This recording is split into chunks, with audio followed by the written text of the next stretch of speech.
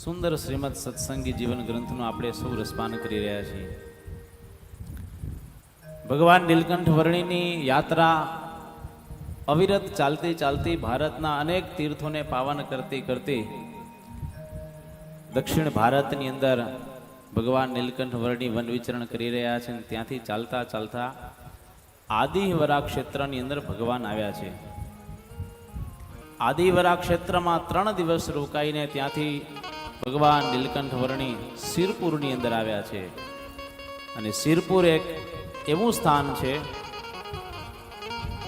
સિદ્ધવલ્લભ નામના ત્યાં રાજા રહે છે. અને રાજાએ ભગવાન નીલકંઠ વર્ણિને ચાતુર્માસ પર્યંત રોકાવાની પ્રાર્થના કરી કે વર્ણિરાજ અહીં આવ્યા છો તો રોકાઈ જાઓ. બહુ ભલો રાજા છે. આ ભાવ અને પ્રેમથી ભગવાન નીલકંઠ વર્ણિની સેવા કરે છે ને ભગવાન નીલકંઠ વર્ણિની સેવામાં એક ગોપાળદાસ નામના સાધુ રાખ્યા છે. હવે પરિસ્થિતિ એવી થઈ કે આ રાજાના મનની અંદર એવું હતું કે ભેખની અંદર ભગવાન, જેટલું ભગવું એટલે ભગવાન. But as we all know that all that glitter is not gold, right? ચમકે કઈ બધું સોનું હોતું નથી, એમ કઈ એવું નથી હોતું કે ભેખમાં ભગવાન. પણ રાજાના મનની અંદર એવું હતું કે જે ભેખ આવે મારા રાજ્યની અંદર મને ભગવાનનો ભેટો કરાવશે.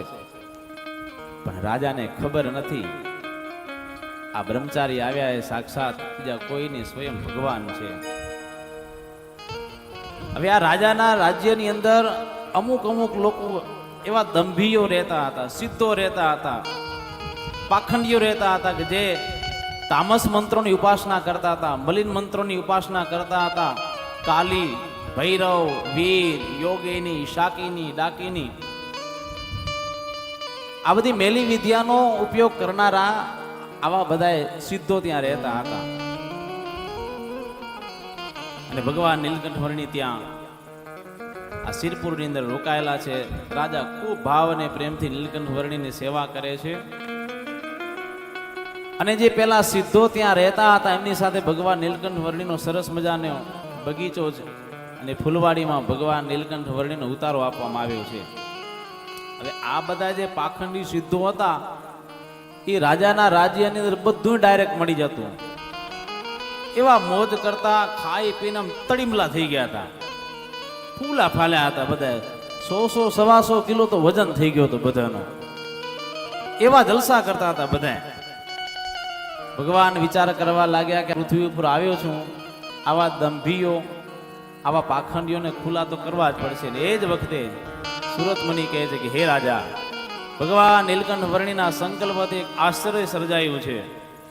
જોત જોતા આકાશની અંદર કાળા ડિબાંગ વાદળાઓ છવાવા લાગ્યા છે અને ચારે બાજુ વીજળીઓના ચમકાર થવા લાગ્યા. ઠેર ઠેર જુઓ તો વીજળીઓ પાત થવા લાગી અને ભયંકર અવાજની સાથે મેઘોની ગર્જના થવા લાગી છે. સુસવાટા મારતો અસહ્ય પવન વાવા લાગ્યો છે. અને અમુક અમુક જગ્યાએ તો વૃક્ષો ઉખડી ઉખડીને ધરાશાયી થવા લાગી છે. એવી ભયંકર આંધી આવી છે. ચારે બાજુ જ્યાં જુઓ તો એટલી ધૂળની ડમરીઓ ઉડવા માંડી છે. અને આવા ઘનઘોર વાતાવરણની અંદર મુશળધાર વરસાદ વરસવા માંડ્યા છે. નદીઓના પૂર આવવા માંડ્યા છે. અને ચારે બાજુ જુઓ તો વાતાવરણ એકદમ હિમ જેવું ઠંડુ થઈ ગયું. 1 દિવસ 2 દિવસ કરતા કન્ટિન્યુ 7 દિવસ વરસાદ વરસતો રહ્યો છે. અતિવૃષ્ટિને કારણે આ જેટલા બધા સિદ્ધો હતા એ સિદ્ધો ધીરે ધીરે ધીરે કરતા કરતા કરતા શનૈ તતસ ચક્રુ ધીમે ધીમે ત્યાંથી બધા પલાયન થઈ ગયા. બાકી કોણ રહ્યા? એક નીલકંઠ વર્ણિ રહ્યા. કારણ કે આવી ભયંકર આંધી આવે, વરસાદ આવે, તોફાન થાય તો પછી કોણ ઊભું રહે? જેટલા સિદ્ધો હતા બધા ભાગી ગયા.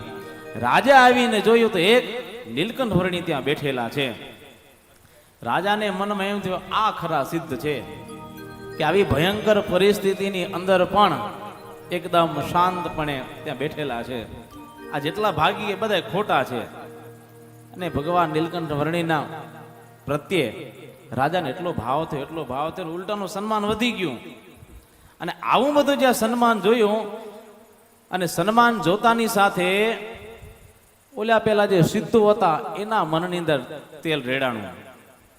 મનમાં એમ થયું આજકાલનો આવેલો આ બ્રહ્મચારી, અમે બધા જૂના અને અમારી કોઈ વેલ્યુ નહીં.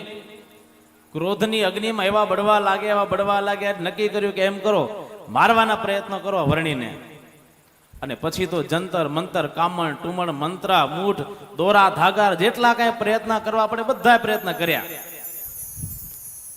એક પછી એક મંત્રના દાણા છે એ ભગવાન નીલકંઠ વર્ણી ઉપર ઘા કરે, પણ ભગવાનને કઈ અસર નથી. પણ પ્રોબ્લેમ શું થયો, ભગવાનની સેવામાં રહેલો જો ગોપાળદાસ હતો એ ગોપાળદાસ ઉપર એ દાણા નાખ્યા અને દાણા નાખતાની સાથે ગોપાળદાસ ત્યાં ને ત્યાં પૃથ્વી ઉપર ઢળી પડ્યા. મુખમાંથી ફીણ નીકળી ગયા. ચારે બાજુ હજારો માણસો જોવા લાગ્યા કે શું થયું. રાજાએ પેલા સિદ્ધોને કીધું આ બિચારો મરી જશે, આને બેઠો કરો, ઊભો કરો, હાજો કરો. ત્યારે સિદ્ધો કહેવા લાગ્યા તમે જ કહેતા હતા ને અમે ખોટા છીએ, કયો નીલકંઠ વર્ણીને જાઓ, એની પાસે જાઓ, એ સાજો કરશે. રાજા વિચાર કરવા લાગ્યા કે આવા લોકોને કહેવું શું હવે, અને બે હાથ જોડી ભગવાન નીલકંઠ વર્ણીને પ્રાર્થના કરી.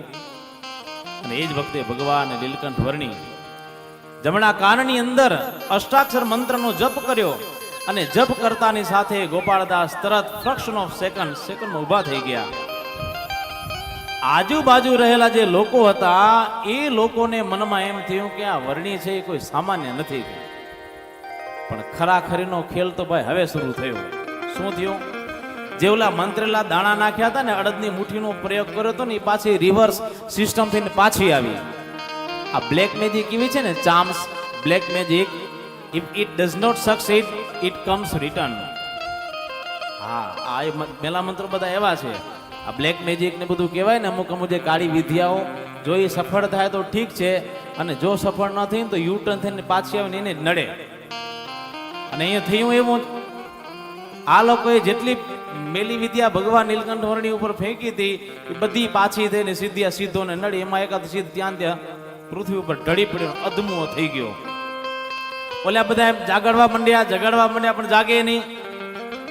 એટલે વર્ણી સિદ્ધોને મનમાં એમ થયું કે આપણાથી કામ થશે નહીં, આપણા માટે હવે કોઈ એક હોય તો નીલકંઠ વર્ણી છે, હાલો એની પાસે જઈએ, પ્રાર્થના કરીએ.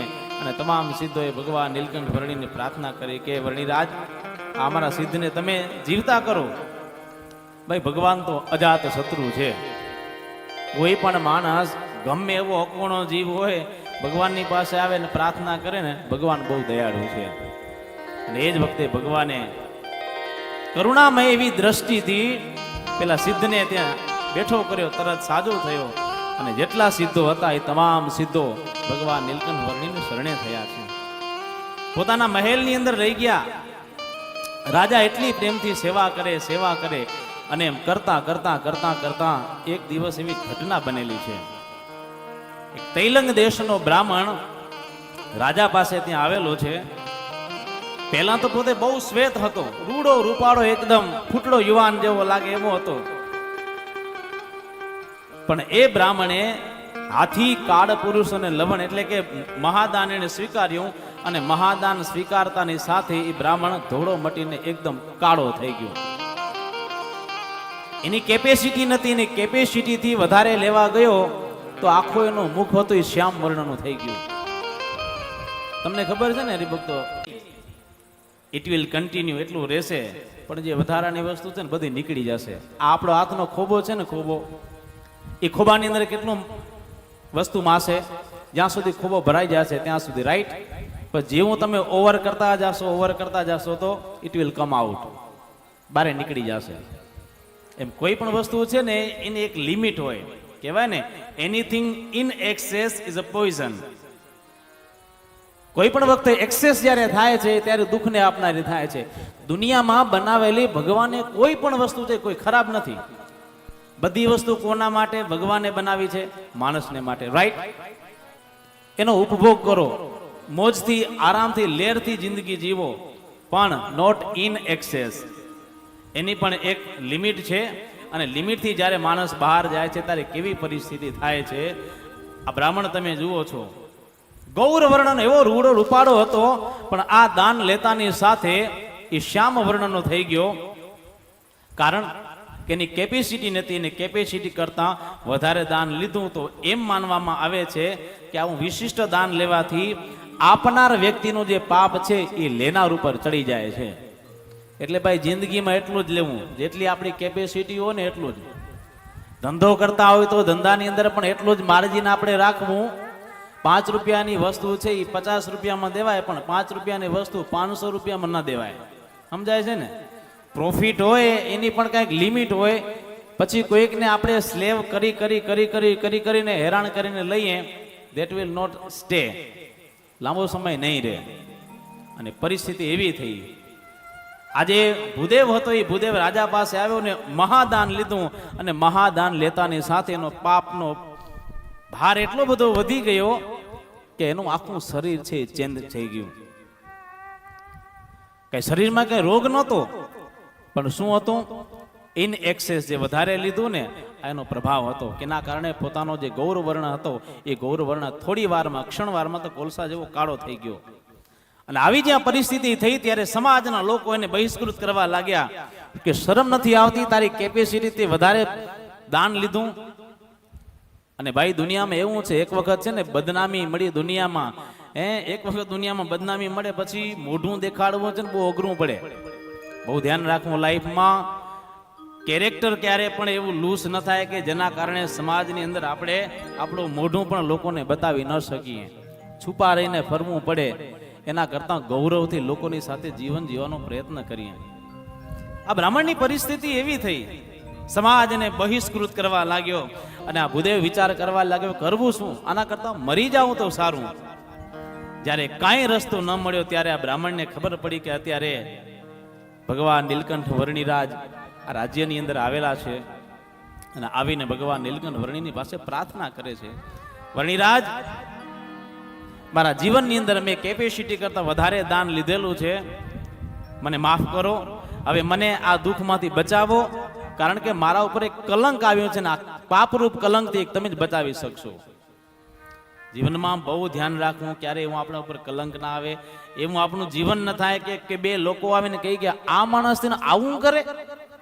એમાંય ખાસ કરીને જે પ્રતિષ્ઠિત વ્યક્તિ હોય, સમાજના લેવલ ઉપર, રાષ્ટ્રના લેવલ ઉપર, ધાર્મિક લેવલ ઉપર, કોઈક એવા કૌટુંબિક લેવલ ઉપર જે કામ કરનાર વ્યક્તિઓ ને, they have to be very very careful. કારણ કે સમાજની અંદર ક્યારે એવી પરિસ્થિતિઓ બનતી હોય છે. અને એમાં એવું છે ભાઈ, character is lost, everything is lost. હા એવું છે, money is lost, something is lost. પૈસા ગયા છે તો કાંઈક થોડુંક ગયું છે, પણ કેરેક્ટર વસ્તુ એવી છે, એક વખત જે વ્યક્તિનું ચારિત્ર્ય ગયું પછી ચારિત્ર્યને સવડું કરતા વર્ષો લાગી જાય છે. ક્રેડિટ બનાવતા વાલા ભક્તજનો વર્ષો લાગે છે, પણ ક્રેડિટ ગુમાવતા માત્ર ક્ષણ પૂરતી છે. We should be very careful. બ્રાહ્મણે ભગવાન નીલકંઠ વર્ણિને હાથ જોડ્યા, પ્રાર્થના કરીને એ જ વખતે ભગવાન નીલકંઠ વર્ણિને એના ઉપર દયા કરી જમણા કાનમાં શ્રી કૃષ્ણના અષ્ટાક્ષર મંત્રનો ઉપદેશ આપ્યો.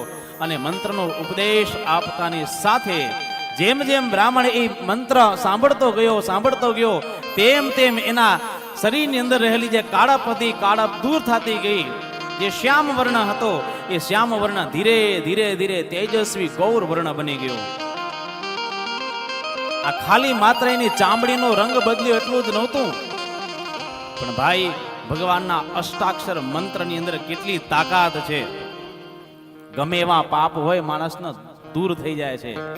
અને આ બ્રાહ્મણ ભગવાન નીલકંઠ વર્ણિની આગળ જઈને કેવી સરસ પ્રાર્થના કરે કે હે પ્રભુ, આજે ખરેખર તમે મારું હિત વિચાર્યું છે, તુમ ખરે હિતકારી. કારણ કે હું ગમે એ જગ્યાએ ગયો હોત પણ કોઈએ મારું રક્ષણ કર્યું નહીં, મારી વાત સાંભળી નહીં, મારું દુઃખ દૂર ન કર્યું. અને તમે એવા છો, તમારે શરણે આવ્યો અને આવતાની સાથે મારું જે દુઃખ હતું, મારું જે પાપ હતું, પાપ બધું દૂર થઈ ગયું. અને આ જગત એવું છે ભાઈ, દુનિયાની પાસે આપણે કદાચ જઈએ, હેલ્પ મળે ન મળે, આપણા દુઃખ દૂર થાય કે ન થાય, પણ જગતની અંદર એક તત્વ એવું છે કે જેની પાસે જવાથી આપણા બધા દુઃખ છે ને એ 110% દૂર થાય છે. અને કોણ છે? પરમ કૃપાળુ પરમાત્મા. 4 છોગલાને ધારણ કરનારા સહજાનંદ સ્વામી આપણા મંદિરની અંદર બિરાજમાન છે. અને એની પાસે હાથ જોડી કરુણાદ્ર હૃદયથી પ્રાર્થના કરીએ અને એ સિંહાસનમાં બેઠેલા સહજાનંદ સ્વામી આપણી પ્રાર્થના સાંભળે ભાઈ. આજ નહીં, કેટલી વખત આવા હજારો લોકોની પ્રાર્થના ભગવાને સાંભળી છે. અને પ્રાર્થના સાંભળી છે એટલે તો આપણે અહીંયા છીએ અત્યારે. હો હા, નહીતર આપણા પ્રારબ્ધ, આપણા દુઃખ તો ભાઈ કઈ જગ્યાએ ક્યાંય હશે. પણ જે રીતે ભગવાન સ્વામિનારાયણની આપણને બધાને ઓળખાણ થઈ, આપણા બધા પ્રારબ્ધ છે તો ક્યાંય હલા ગયા ક્યાંય ભાઈ. હવે એક પ્રશ્ન સમજવા જેવો છે, તો અમે દુઃખી કેમ થઈએ છીએ? સ્વામિનારાયણ ભગવાન તો એમ કીધું કે એના અન્ન વસ્ત્ર ને આબરૂ, એના પ્રારબ્ધ તો ભગવાન આપણે લઈ લીધા છે ને, તો એ દુઃખી કેમ થાય છે? સાંભળજો ખાસ, પે એટેન્શન. જો દુઃખ આપણા જીવનમાં આવતું હશે તેનું પણ કઈ કારણ છે ને. કારણ શું છે? ભગવાનની આજ્ઞાનો લોભ. એમાં રાઈટ ઓર રોંગ? ભગવાનની જ્યાં જ્યાં આજ્ઞાનો લોભ થશે, ભગવાન કહે છે આ નહીં ચલાવી લેવામાં આવે. તારા પ્રારબ્ધ હશે, પ્રારબ્ધ હું લઈ લઈશ. તારા જીવનમાં કઈક દુઃખ લખેલા દુઃખ લઈ લઈશ હું. અન્ન વસ્ત્ર ને આબરૂનું દુઃખ હશે એ ભગવાન કે હું લઈ લઈશ. તને સુખી બધી રીતે કરવો છે, પણ એક પ્રોટોકોલ છે. શું? You have to follow this instruction. You have to follow these rules and regulation. If you transgress rules and regulation, you are responsible of your life. તારી જિંદગીની જવાબદારી તો તારા ઉપર છે. પણ in short, if you take shelter of God, if you take refuge of God, ભગવાનની જો શરણાગતિ સાચા હૃદયથી સ્વીકાર કરી તો શું ન થાય. અને ભૂદેવ આજે બે હાથ જોડી ભગવાન નીલકંઠ વર્ણિની આગળ કેવી સરસ મજાની સુંદર પ્રાર્થના કરે છે. હે પ્રભુ, ખરેખર તમે મારા જીવનમાં હિતકારી બની અને મારું ખરા અર્થમાં હિત કર્યું છે. કેવા સરસ શબ્દો આ ભૂદેવ ભગવાન નીલકંઠ વર્ણિની આગળ કહે છે.